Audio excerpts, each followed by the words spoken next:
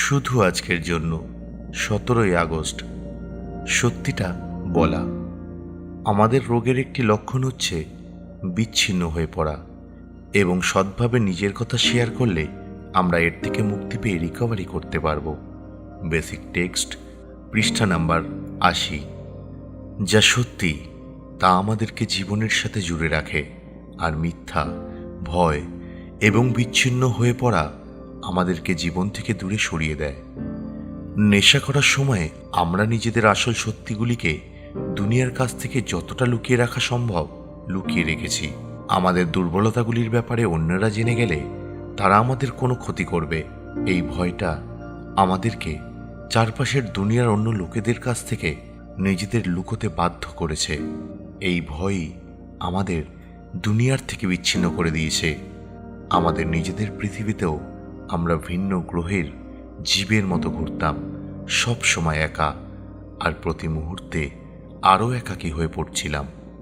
12 পদক্ষেপ এবং আরোগ্যরত নেশারীদের ফেলোশিপে আমাদের মতো লোকেদের এমন একটা জায়গা দিয়েছে যেখানে আমরা নিজেদের ব্যাপারে সত্যিটা বলতে ভরসা পাই।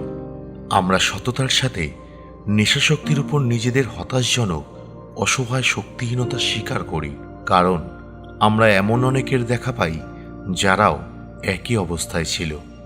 তাদের মাঝে আমরা নিশ্চিন্ত বোধ করি, আর আমরা যতই 12 পদক্ষেপের উপর কাজ করতে থাকি ততই আমরা নিজেদের সত্যি কথাগুলি আরও সহজে বলতে থাকি। আমরা যত বেশি করে সত্যি বলতে থাকি ততই আমরা নিজেদের চারপাশের দুনিয়ার সাথে আরও ভালোভাবে যুক্ত আছি বলে অনুভব করি।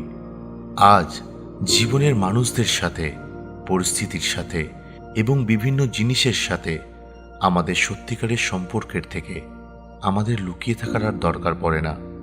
যে সম্পর্কগুলি যেরকম, আমরা সেগুলিকে সেই রকমভাবেই মেনে নিই, এবং এই সম্পর্কের ক্ষেত্রে নিজেদের ভূমিকাটাও স্বীকার করে নিই। আমরা রোজ নিজেদেরকেই প্রশ্নটা করি, আমি কি নিজের ব্যাপারে সত্যিটা বলছি? আমরা নিজেকে এই প্রশ্নটা যতবারই করি ততই আমরা আমাদের আসক্তির বৈশিষ্ট্য যে বিচ্ছিন্নতা, তার থেকে দূরে সরে আসি, আর রিকভারি আমাদের যে স্বাধীনতা এনে দিতে পারে তার কাছে চলে আসতে থাকি। শুধু আজকের জন্য সত্যই হলো বাস্তবের সঙ্গে আমার সংযোগ সূত্র।